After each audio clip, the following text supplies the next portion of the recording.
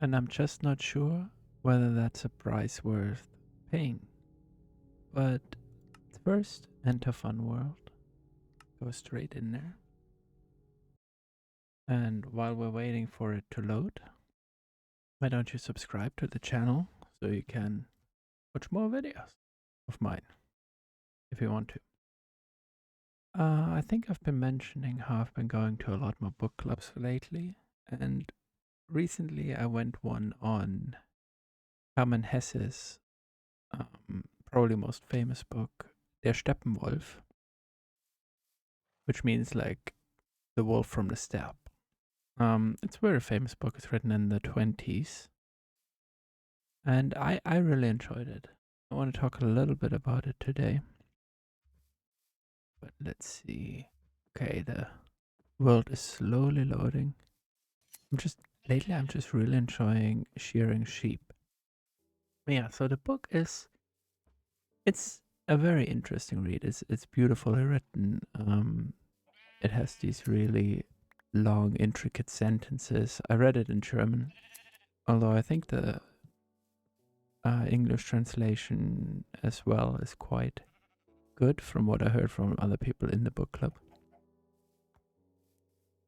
But yeah, he's just really skilled with language, and it has a lot of very interesting ideas. None of which I would say it like is particularly clear about in one way or another. It's very open ended how you interpret it, and during like the hippie era, pre-love hippie era, it became a very popular book with people in that scene. And I think, I mean, it's very understandable why people might read it that way, but I'm not sure if that's completely what it says.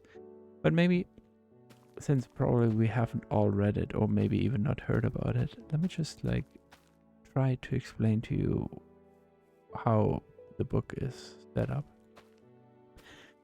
So for one, it has this framing device, which I feel like a lot of books in that time had, and I find that a very interesting idea usually. The way it opens is someone is writing about a man they learn to know because it was a tenant at their aunt's. He was a tenant at their aunt's place, and he left him a manuscript.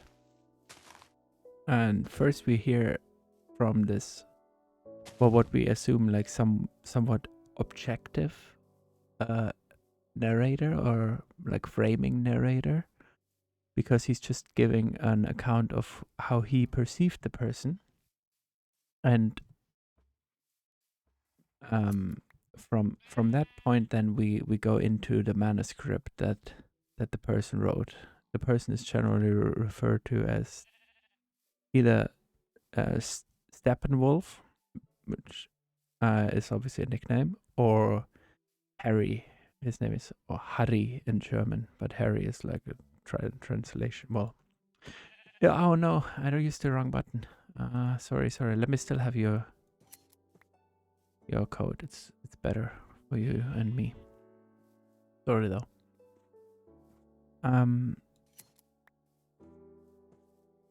And so we find out that this person who's he seemed quite likable to the framing narrator we had, although strange in a lot of ways. He has like a much very conflicted inner life. He sees himself as a sort of dual person, but torn between like his human half and what he calls his wolf half. The human half desiring to fit into German society at the time, or craving human contact, being part of this society, while the wolf is more like free and I guess dangerous as well. And that's how he frames himself. Very early in the manuscript that that we read, though, we also hear about how he's seen from an outside perspective. It's kind of a magical realism book in a way. I think I'm not sure if you would frame it this way, but there's definitely something magical going on in the manuscript.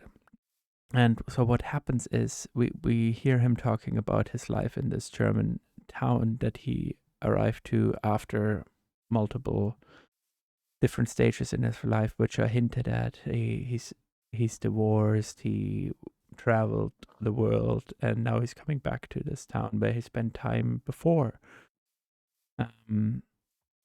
and lives a relatively like intellectual life. He writes articles. He reads a lot,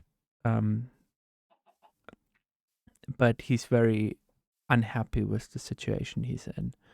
He's very unhappy with himself. Really, I think that's the gist of how he sees it. Like basically these two sides of his personality that he perceives are at odds with each other, and so he can never find any form of happiness or joy because it is always one side or the other that makes it unbearable for him. So he would, for example, say like if his human side is like in the company of someone talking about something, he would the more Wolfian side would make him feel about how this is all just it's all nonsense. It's just like performance. You don't really like, no one really believes these things. They're just like on autopilot, that kind of thing, and making fun of him basically. And also the other way around, when the Wolfian side is more strong, the human side would crave like these more societal aspects again, and make this more free, I guess you could frame it, lifestyle also unbearable. So basically, to me, the number one aspect of this character is how deeply self-loathing he is, how really unhappy he is. But yeah, so in the book, he goes to a funeral that he's not, that he doesn't even know the person, but he's perceiving it out of like kind of an outsider's point of view, again, like judging the people there, and through judging the people, also judging himself again. And there he is handed a pamphlet, which is a pamphlet on the Steppenwolf, the him basically, or people like him, which gives a bit of a different view of him than he has of himself. Through it, we learn a lot more about the like this deep unhappiness he feels, or people like him feel, but also how like it's a kind of deprecating as well, right? It's not like positive about him. I think like one of the readings that a lot of people have is that he's a real good guy, you know. Well, not a good guy, but like he's a role model, or like a thing to aspire to. He's just smarter than people. It's like very Sigma male in a lot of ways, right? But the book definitely is much more vague about it. In that he's like very limited in a lot of his views. It's also talking about how the pamphlet, at least, is talking about how people don't just have like dualities in them, like they have infinities in them, and like living in connection with them is difficult for some people. But yeah. Oh, and there's another aspect of it where he talks about that people like the Steppenwolf who kind of feel this and are suffering, like they can create unbelievable amounts, unbelievable art, which is kind of like this idea of like, you know, an artist has to suffer, not that necessarily that this book endorses this view. I think something like we don't really see it that way as much anymore nowadays, but it does kind of give this as one look about it, like kind of similar to some of the other books I've been reading recently, the Japanese ones, No Longer Human and Child of Fortune. They're quite biographical as well. He's clearly talking about things that happened to him in some ways. But then, like, obviously extends it, makes it more magical, probably butters over things. So it's kind of interesting. In terms of art, one of the aspects is that Harry, the main character, he's a real snob about art, especially music. He's like a great fan of the great German or German-speaking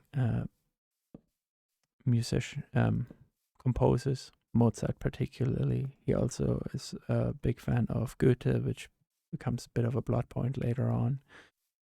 And he looks down on other forms of like more base art, as he considers it. One of them is the newly popular jazz, which he doesn't see as equally intellectual. But throughout the book, then kind of it becomes a very important plot point about how it's a music about living, about how it has a lot of value to it as well. I mean, from a music perspective, I would say that's kind of like not completely right. Like jazz is very intricate music, anyways. But it's kind of like this. Definitely, the snobbery is a thing that exists, right? I mean, like nowadays too, right? Like we say, like with rap music too, or with, I mean, I kind of fall into this as well. Like I'm a bit snobbish about books sometimes. Like for example, with this book, I think this is a very, very, very good, very deep book, very thought-provoking book. And a lot of other books we have nowadays are, well, nowadays is the wrong thing. Obviously, at the time too, there were things like that. But like a lot of books that are quite popular are not so much like that. They're more, they're not, well, not thought provoking. They're just like narrative driven and more like, in some ways, like TV shows almost. Okay, I'm just letting my snobbery out there. But either way, you get the point. People are snobbish about things, very critical, that kind of aspect. We're very early into this thing. But either way, so the story of the book is basically him having a transformative experience in his time there, which is led by this woman he meets, Hermione, who, so she's, well, I mean, she's not like a manic pixie dream girl, but she's definitely like a very, like, it's very difficult to how to say, but she's like a woman that's kind of whose main purpose, at least in the narrative, is to drive his story. She's an interesting character for sure, and kind of also framed as a mirror to our main character. But it's kind of interesting. We were talking at the book club about it. We didn't really say it per se, but it's I think it's a very male gazy book in a way too. Like the women in it are either quite one-dimensional or very much in service of the main character, at least usually. On the other hand, is like it's a quite, like I said, it's quite old book, and with books like this, often the role of women was very much set by society, and so it's perhaps sometimes a little bit short-sighted to judge it by our standards today. Although we should definitely apply our lens as well. Either way, so he meets her and she's in some ways similar to him, and she understands the suffering that he has in his head. She kind of she doesn't like just accept it at his framing of it. She's also kind of like belittling it, and it's like, oh, you see yourself as so smart, but like many things you have never learned, you know.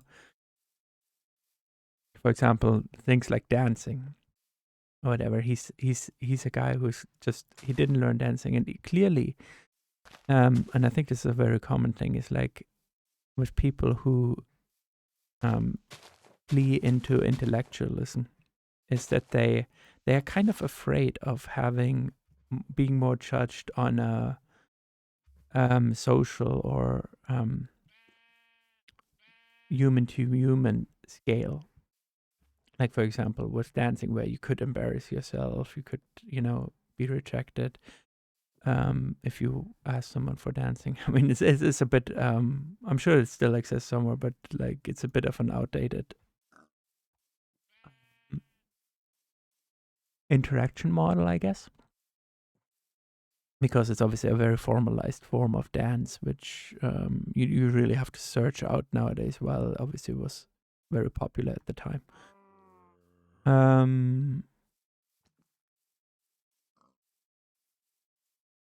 Where was my thought? Well, either way, through his relationship with her, a friendship with her, it's very, very specific, like that they are not romantically involved, at least initially, because and he also goes into a romantic relationship with another woman. Both of these women are courtesans, or again, like we had this in the Bunraku episode a couple of times ago. I mean, basically, it's prostitutes, right? They make their living through selling. Well, clearly, definitely sex, but also like companionship, romanticism, things like that. And yeah, so he has a relationship with a girl named Maria, which he, again, from his framing, he doesn't think she has any sort of like intellectual capacity. Very, in some ways, like very condescending, but like framed in a way how he's like, oh, she is amazing. For her, it is all about living. She's, this kind of thing. She's like, the thing is, because this book is very like it's very open ended. It hits on many different topics. You can read it this way, but you can't really say like this book is like doing this character injustice, because it also is very critical of the man who's writing the story in the story. Incredibly critical, really. I personally, I think he's quite an unlikable person. Although I know that people's mileage varies on that massively, and people think of him as very a person you should how do you say try to thrive. No, not thrive. Strive to be. My English left me for a second there. Well, either way, one of the plot points that is early foreshadowed is that she asks him, Hermione in this case, not Maria, so the main the woman that's guiding his transformation in a way. She makes it clear to him that at some point she will ask him to kill her. And she wants him to obey. At least that's how he takes it initially. But yeah, so through this transformation, he becomes kind of like a more open, like it's very free love kind of like, even though so initially he's like he's offered a threesome with a man and Maria, and he like rejects it, and but later on he does also desire him, there's definitely a lot of homoeroticism. I wouldn't say necessarily homosexuality, because he definitely also desires women, massively desires women. So I guess it's a form of like bisexuality or pansexuality, but the homosexual part of it is clearly something he struggles with. At least initially. Oh no, a creeper. I struggle with a creeper. Don't kill me. Okay, I'll just go away. Oh no.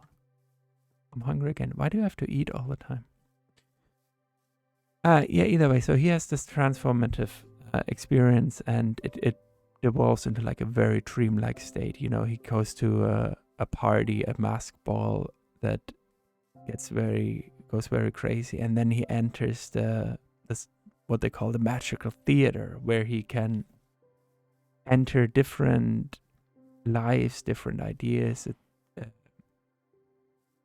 In one of them, he becomes a fighter in a war against the machines, the cars in particular, and they really brutally murder people, which is something like he speaks very opposed to before. He's very anti-war as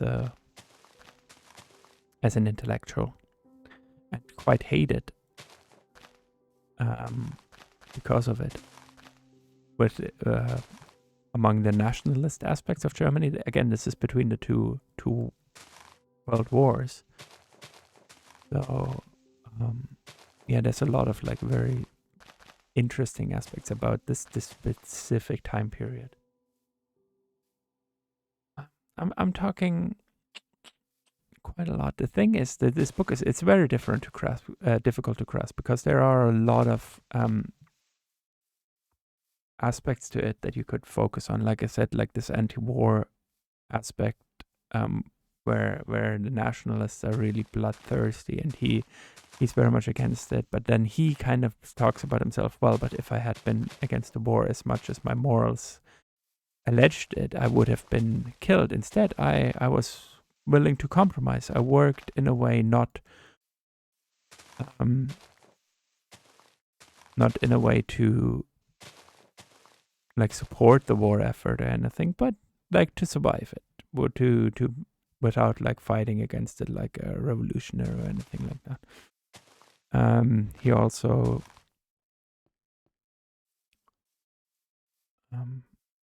struggles again a lot, and this is, I think, a thing that's difficult to translate into other languages.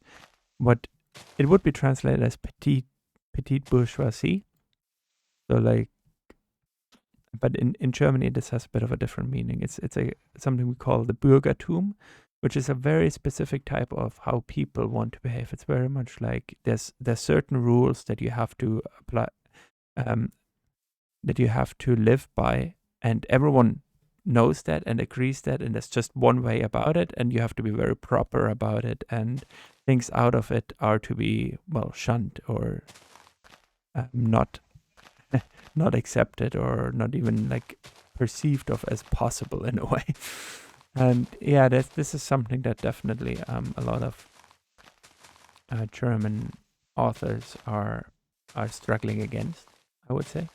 And there's a massive aspect in there too, both in the sense of like judging it, but also judging the judging of it.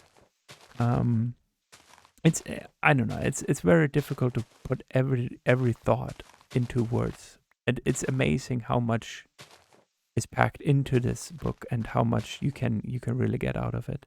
So I would definitely suggest, if you want to read it, it's a good read. You might not like it, I don't know, but you might not like where the main character. I didn't, but even though I didn't, I felt pity for him for sure. Like the loathing and suffering is quite painful, but I didn't really like him as a person. I definitely would suggest you read it. I think I will wrap it up here. There's maybe more to say about it in the future if I think a bit more about it. Maybe if I want to just talk about a specific aspect of it too, I'm thinking might be good. although we have a lot of other topics to get to as well. I'll wrap it up here. You guys stay spooky, and I'll see you in the next one.